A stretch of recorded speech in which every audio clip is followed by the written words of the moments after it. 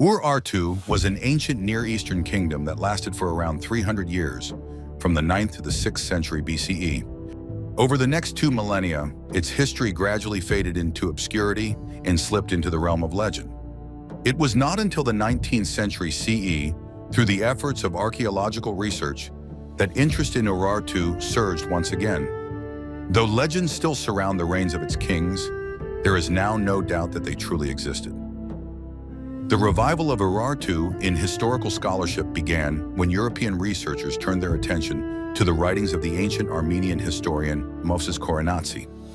He wrote, among other things, that the Assyrian queen Semiramis, the very one for whom the Hanging Gardens, one of the ancient wonders of the world, were named, ordered the construction of a city on Lake Van. No other sources mention this event, but it was enough to prompt German professor Friedrich Schulz to embark on an expedition in 1827 to seek traces of the mysterious city.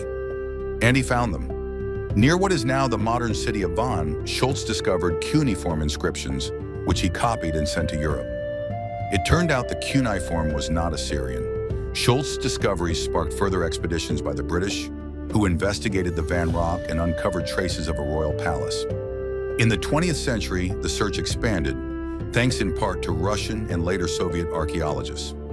Gradually, a network of Urartian cities emerged, stretching from Lake Sevan to eastern Anatolia.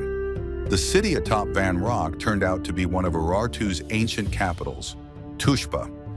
A limited number of Urartian cuneiform texts have been partially deciphered, and together with Assyrian sources, they have illuminated many aspects of this kingdom's history. Before the rise of Urartu, the territories of Transcaucasia and eastern Anatolia were a mosaic of tribal confederations and city-states. From the earliest times, Hurrian tribes inhabited the region and formed the powerful kingdom of Mitanni in the mid-2nd millennium BCE. Alongside the Hurrians, the Hittites exerted considerable influence, maintaining control over the western parts of the Armenian highlands. With the fall of Mitanni and the weakening of the Hittite Empire following the so-called Bronze Age collapse, the region's political structure deteriorated. A power vacuum emerged, and the center of the region shifted eastward toward Lake Van. Small states such as Nairi, Hyasa, and Ishua remained autonomous and often hostile toward one another until the onset of consolidation under a single authority. Pressure from Assyria spurred local elites to organize resistance and unify their territories. The name Urartu first appears during the reign of the Assyrian king Shalmaneser I, who campaigned in the land of Uruatri. His son, Tukulti Ninurta I, also fought in the region and called himself king of all the lands of Nairi after defeating a coalition of 43 local rulers. Assyrian chronicles mention tribal confederations uniting under King Aram, the first known king of Urartu, who reigned around 860 BCE. The unification occurred in stages. The Urartians looked to their neighbors as a model, a state with a strong central authority and an advanced military. They adopted many organizational practices. First, they developed a cult of a supreme deity, Haldi, whose temple became a symbol of the new political identity. Second, the center of power moved to fortified Tushpa, which became the administrative capital. Religion played a key role in legitimizing royal authority. Kings proclaimed themselves beloved of the god Haldi, and major construction projects were accompanied by inscriptions celebrating their divine mandate. During the reign of King Sarduri I, the systematic subjugation of neighboring tribes and the construction of fortifications began. The mountainous terrain with its inaccessible valleys encouraged the Urartians to build fortress cities.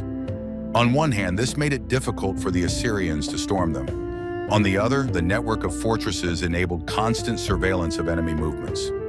The Urartian army was one of the most organized in the region, consisting primarily of infantry and chariotry.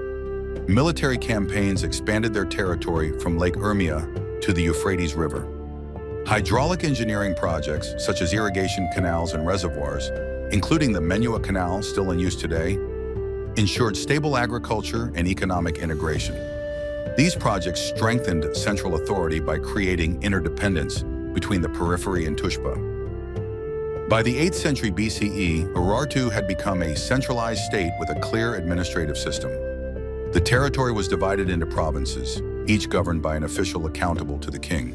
Tax collection, resource management, and troop mobilization were all directed from the capital. The kingdom occupied a strategically vital region between the Black and Caspian Seas, controlling mountain passes and trade routes linking the Caucasus, Mesopotamia, and Anatolia. Trade through Urartu included iron, crucial to ironless Assyria, as well as timber, dyes, and textiles, including Chinese silk. Urartu entered a phase of active military expansion during the reign of King Menua at the turn of the 9th and 8th centuries BCE. During this period, regular campaigns were conducted northward, eastward, and westward. The war with Assyria to the south was positional in nature. Local skirmishes alternated with raids, borderland devastation, and fortress sieges. Menua avoided direct confrontation with large Assyrian armies, focusing instead on strengthening defensive lines. Menua's successors, Argishti I and Sarduri II, continued expansionist policies. Under their leadership, Urartu reached the height of its military power and territorial extent.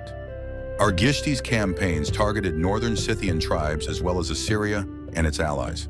During this period, the Urartian army advanced to the outskirts of the Assyrian capital, Nineveh. It was under Argishti I in 782 BCE that the fortress of Erebuni, modern-day Yerevan, was founded. Under Sarduri II, Urartu achieved a major success by advancing into Commagene, a region between the Euphrates and northwestern Mesopotamia. Local rulers there became vassals of Sarduri, giving Urartu access to the Mediterranean through their territories. Sarduri II ruled for nearly 30 years, during which Assyria experienced a crisis of authority and then recovered. Initially, the Urartian king took advantage of Assyria's weakness under Ashur-Nirari V. Little is known about Ashur-Nirari's decade-long reign, but the absence of the customary Assyrian military campaigns suggests he was preoccupied with domestic issues. An inscription by Sarduri II claims he defeated Ashur-Nirari V in battle. However, Assyrian resurgence followed under Tiglath-Pileser III, who restored military supremacy. In response to Sarduri's actions, the Assyrian king personally led a major campaign against Urartu. After being defeated in Commagene, Sarduri retreated to Tushpa, which Tiglath-Pileser besieged but failed to capture. Before departing, the Assyrians erected a statue of their king in front of Tushpa's walls as a symbol of their dominance. The Urartian army and its allies suffered heavy losses. The defeat was due to Assyria's strategic initiative and superiority in organization, logistics, and combat equipment. By this time, the Assyrian army was widely using iron weapons and cavalry, which were replacing chariots. Moreover, their intelligence operations were effective. The Assyrian king was well informed about conditions in Urartu and the disposition of its forces. The ongoing struggle with Assyria, enforced militarization, and resource exhaustion led to the kingdom's further decline. Urartu failed to develop lasting diplomatic alliances and remained dependent on its warrior king's success in battle. Sarduri II's successors were less capable strategists. His son Rusa I tried to maintain the kingdom's borders, but in 714 BCE, he suffered a crushing defeat at the hands of Assyrian king Sargon II. Sargon's campaign against Urartu marked a turning point. Rusa's army was routed, several fortresses fell, and the king took his own life. This defeat further weakened Urartu's military potential and severely damaged the morale of its nobility and army. At the same time, Cimmerian tribes invading from the northwest gained influence. These nomadic groups plundered Urartian lands, disrupted trade routes, and undermined the defense system. Military failures led to the loss of peripheral territories and growing internal instability. Central authority weakened, fostering separatist tendencies among the local nobility. Frequent uprisings in distant regions and declining loyalty among vassals made effective resistance to external enemies impossible. Even a new crisis in Assyria, one from which it would not recover, did not restore Urartu's former power. Sargon II fell victim to a conspiracy, and Assyria no longer launched the kinds of campaigns against Urartu that had plagued its past.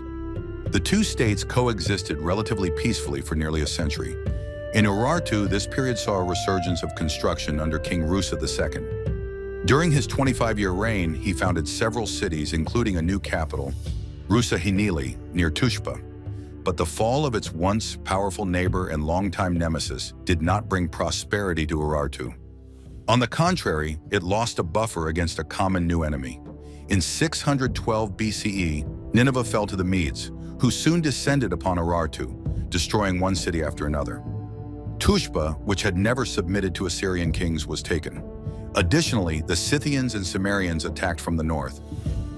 The country was ravaged, royal authority annihilated, and Urartu ceased to exist. On its ruins later arose the Armenian state, which absorbed part of the fallen kingdom's cultural and political legacy.